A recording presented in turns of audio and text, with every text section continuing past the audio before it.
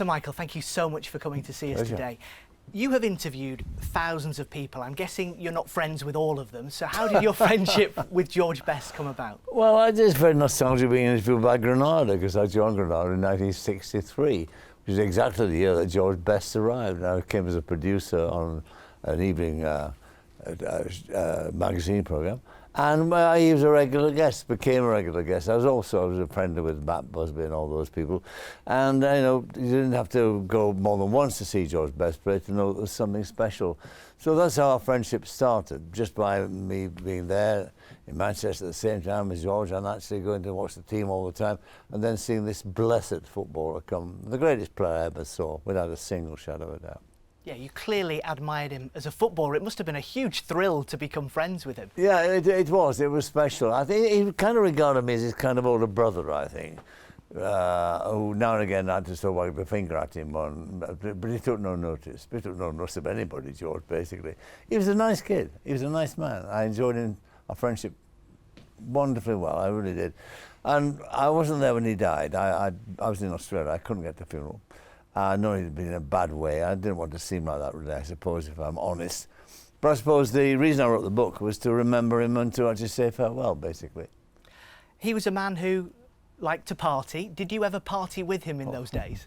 Well, look at me. The answer is yes. We had some good times, and football was different, you know, it really was in those days. And George had much more of a license than he would have now, I suppose. But he was a great party giver and party goer, and that was just part of the Manchester scene. I mean, Manchester in those days, in the 60s, was a very vibrant place to be, you know. I mean, that wonderful revolution was about music and all that. It wasn't about London, it was about Manchester. It was here. And Granada television was a wonderful part of it. I mean, the best TV, independent TV company there's been, I mean, that is no doubt. And everybody flocked here. And that was really the start of all of it. The music, the drama, the actors, all the writers, you know, and the politics, if you like, as well.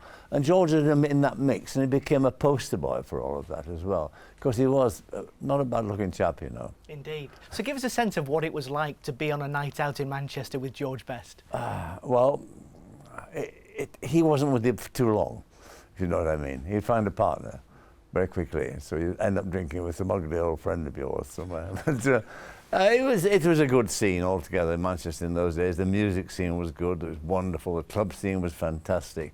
It was a very exciting place to be. You wouldn't want to be anywhere else but Manchester in those days, and George was an important aspect of that. He wasn't the only reason, but he was just one of the important ones. And is it true that you would sometimes put him up at your home? Yes. You would give him a bed for the night, and occasionally he would bring guests back, shall we say? He would always bring a guest back. He'd ring up and say, Mike, it's George, I'm coming down on the weekend. I said, no problem at all, George. Put the phone down, count to 10. Mike, it's George. Yes, George. I forgot to mention, do you mind if I bring my girlfriend down? Which girlfriend, says I? It's a new one, you should see her, mate. Way up he went, you know. And he'll come down, and then we go up to a nightclub in London, or he would. And I'd wake up next morning and go down for a cup of tea, and some glorious-looking creature in a party frock would drift down the stairs and offer to do the washing up, or cleaning the carpet, or something daft like that, dress for, you know, an evening out. He was irresistible in many ways, and he also became very friendly with my children, my 3 boys, and Michael, my son, in fact, the youngest boy. He's helped write the book, and he's a wonderful memory of George. He writes in the book about them playing cricket, soccer rather, with George. I mean, all George ever wanted to do was not meet all my famous friends. He didn't care about that. He wanted to play football with the kids, so nobody bothered him. So the entire weekend he spent at least 2 or 3 afternoons just playing with the kids. And the name of the game was Get the Ball Off George Best. And of course it was very rarely achieved because George played seriously. My children used to run around kicking him, trying to get over him, and nothing would happen apart from he would actually win. And Michael one of my youngest boy, helped write this book with me. Went to school one day on a Monday and was asked by the teacher, what do you do at the weekend? And this was when George was really at the height of his fame. And he said, please, miss, I played football with George Best. And she said, don't tell fibs. And she made him stand in the corner. And then she had to give him a bit of detention. And Michael told George this when George came down. So George got a football and signed it on George Best, saying, he did play football with me, and you've been very naughty to chastise him like that. Signed George Best. and gave the teacher who nearly fainted, of course. You interviewed George many, many times. I think we found one of your earliest interviews with him in 1969, and even then there were signs that his lifestyle was going to be a problem. Let's take a quick look. Yes. You can't burn a candle at both ends, which I admit I have done in the past. But I think I'm beginning to settle down a bit. But I mean, if you realise this, and you're bright enough to realise that this is something that could act against you, why do you keep on doing it if you know that it's wrong, it's against your best benefits? Because I enjoy it, I suppose. I know it's wrong, obviously, to try and do too much. But I'm just a person who I can't stay in.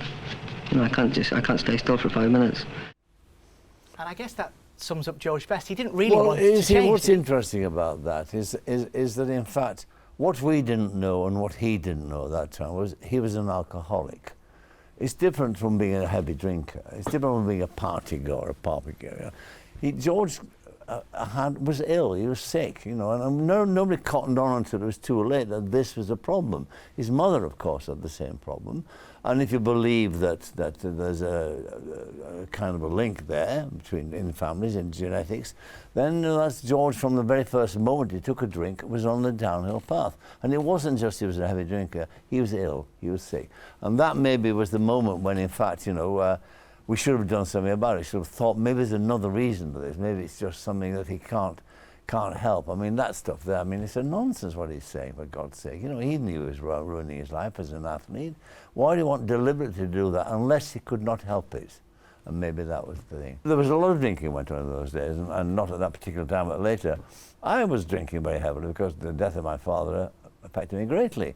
But I didn't have a problem George had. I wasn't an alcoholic, so I was able to stop and give it up. I don't think George was able to do that unless he had the best possible advice and went to a clinic or whatever. He tried all of it, but maybe it was too late. His demise must have deeply saddened you. Well, I was away in Australia when it happened. There was an inevitability, and toward the last sort of 2 years of his life, George and I kind of drifted apart. I didn't want to see him like he was, and George didn't want me to see him like he was. So there was a kind of a friendly standoff, if you like. And then I went to Australia, and then he died when I was in Australia, and I couldn't get back. I was working out there. So I suppose what I've done all these years, I'm worried about that in a sense. We didn't say goodbye or whatever. And I suppose what the book is a loving memoir to a friend. Let's finish by talking about George Best, the footballer, shall we? When we talk about football greats, we talk about Finney and Pelé and Maradona and today Messi and Ronaldo.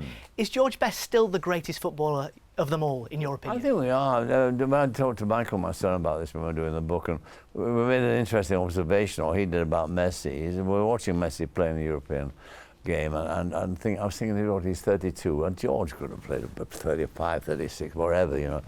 And the fact was that he didn't. Michael made the point that, you know, the extraordinary thing to understand is that George could have played in Messi's day and been even better, because the conditions now, the pitches, he's not allowed to kick people like George was kicked. But the question would be, was Messi good enough to play in George's day? It's a different game of football. When your Chopper Irish kicking you in the 18-yard box, kicking you all the way to the goal and all that, I mean, it was tough. And the pitches were awful, and the players were not protected.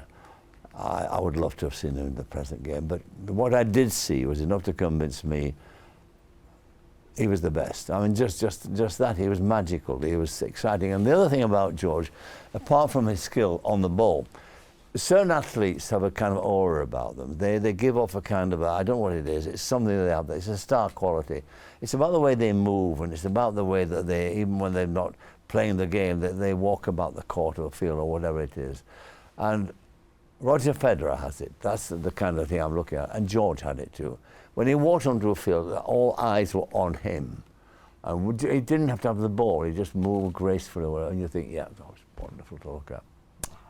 I was so lucky to be his friend. But would he have had the discipline to have made it as a star in this era? Because he wouldn't have been allowed to live the lifestyle that he lived. No, well, I mean, that's the point. That might have saved him. Had he had the kind of care and attention that's given to footballers now, and all the experts who surround them and can detect early problems and that sort of thing, Would he have actually lasted long? I think he would have done, of course. I mean, he was a man alone in the sense that we've never seen anything like this at all.